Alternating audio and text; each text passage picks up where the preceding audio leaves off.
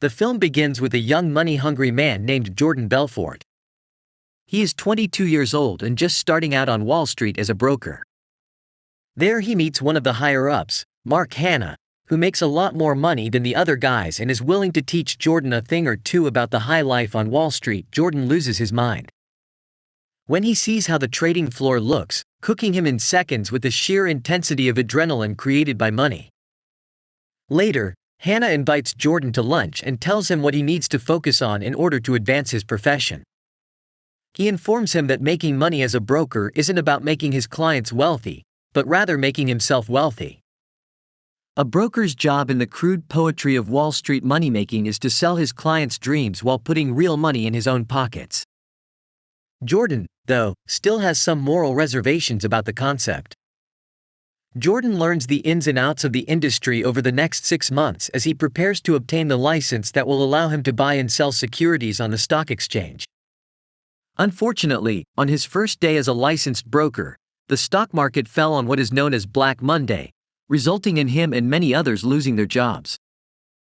It may not appear to be a good situation for him as he sits at the dining table with his wife, looking for a new career and discussing money until he comes across the single job listing in the newspaper for stockbrokers. As he walks into his interview with a small firm based in a strip mall, he is a little hesitant. The man interviewing him explains that they exclusively trade in penny stocks. They're called pink sheets and they're equity that belongs to companies that don't have enough capital and sell for Jordan, is perplexed as to how the system works until the man informs him that he will receive a 50% commission on them when it comes to the legality of selling such stocks. It appears to be in some type of gray area that would benefit Jordan. Jordan, a natural-born salesman, rapidly finds that he can make much more money from penny stocks by outwardly lying to his clients in order to extract more money from them and make his coworkers drool. Jordan quickly begins to make more money, attracting the attention of one of his neighbors, Donnie Azoff. When Donnie discovers how much Jordan earns, he is willing to quit his job on the spot. If Jordan hires him, Jordan accepts his offer. Soon after, the two decide to start their own firm, so Jordan recruits some of the salesmen. He knows Brad is the only one of the 4 men with real sales experience, but he isn't interested in working as a broker because he already has a semi-profitable business selling qualities. He puts these guys through the ultimate salesman test by handing them a pen and asking them to sell it to him while he tries to persuade them to work for him. When Brad picks up the pen, he realizes that what he needs to do is established supply and demand. Jordan teaches the others, a lesson that will take some time to understand but will be learned eventually. Aside from Donnie, the men he initially hires in his firm are Robbie, Alden, Chester, and Rugrat.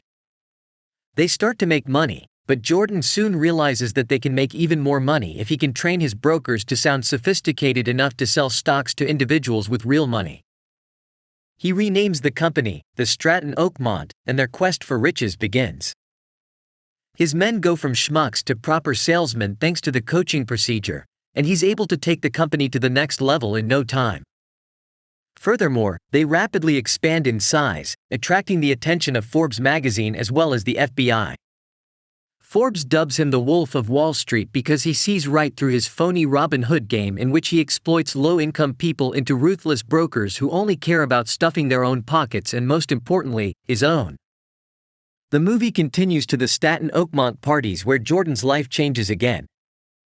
This gathering is portrayed as a one-stop shop for both his professional and personal lives. Jordan meets Naomi, a stunning model at the party, and falls in love with her at first sight. They start dating before he divorces his first wife until she discovers him. However, as soon as he signs the divorce papers, he moves in with Naomi in a large apartment. He's already doing some shady things at this point in his life, such as having people like Brad hold shares in his name. He referred to them as rat holes.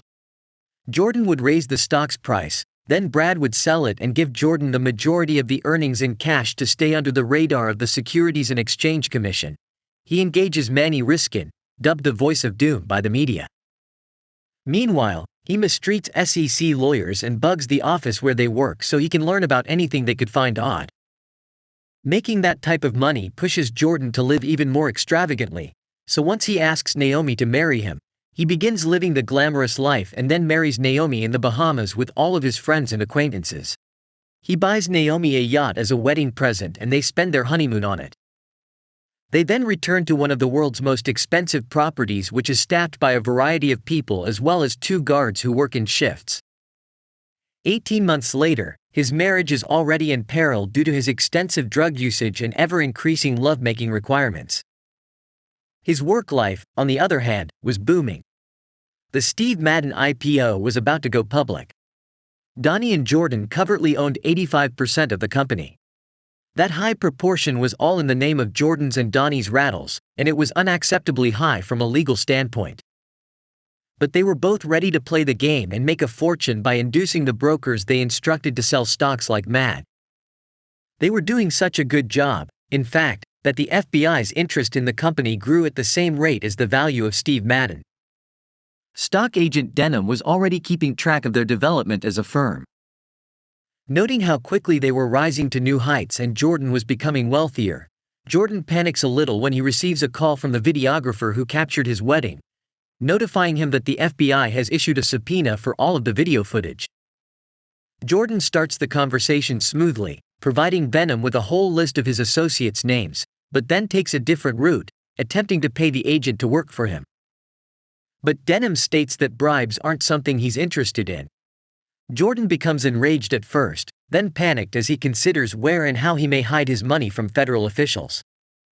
Fortunately, Rugrat knew a Swiss banker. As a result, he was able to arrange for the 2 of them to meet in Switzerland. At the bank, Jordan meets with Sorrel, the banker who will be their saving grace for the time being. He rapidly familiarizes them with Swiss brokerage legislation and offers a few suggestions for workarounds and loopholes they might want to examine. When it comes to storing money earned from stock fraud, they only need to use one of Jordan's rattles with an EU passport and open a bank account in their name, rendering the account untraceable. When Jordan recalls Naomi's British Aunt Emma, whom he used as a rat hole for his money since the UK was still in the EU back then, he doesn't have a problem convincing the woman who appears to have developed an interest in him. For some reason, Emma wouldn't be radical enough for him and Donnie because they had a ridiculous amount of money that needed to be taken into Switzerland in cash. Jordan came up with the notion of using Brad's new Slovenian wife, Chantal. They figured out after one game trial that it would take her an inordinate amount of time to transfer all of their money to the Swiss bank as a backup plan. Brad enlists the assistance of Chantal's entire family, all of whom have Slovenian passports. But one day, Donnie messes with Brad and eventually manages to get the cops on them as well. Donnie is imprisoned as a result of Donnie's ignorance, and he is sentenced to 3 months in prison for failing to raid him out. Risky then encourages Jordan to negotiate a deal with the SEC and stand down from his position in the firm, leaving it to Donnie to operate. Because Jordan is constantly being watched, he advises Jordan to plead guilty to a few charges and pay a few fines so the SEC will no longer pursue him. Jordan's father tells him to accept the bargain in order to save his skin before it's too late. Jordan initially agrees, but as he returns to the office and sees all of his coworkers, he changes his mind. Everyone is rooting for him and proving to be incredibly loyal. Meanwhile, despite being told not to leave the country, Jordan and Donnie decide to take their business with them and manage it from Italy. Soon after, Rugrat contacts them to inform them that Steve Madden is selling all of his stock. Jordan is alarmed, since the majority of the company's stock has held in Steve Madden's name. So he orders Rugrat to force everyone else to sell their shares as well, in order to lower the price and decrease the company's equity to penny stocks.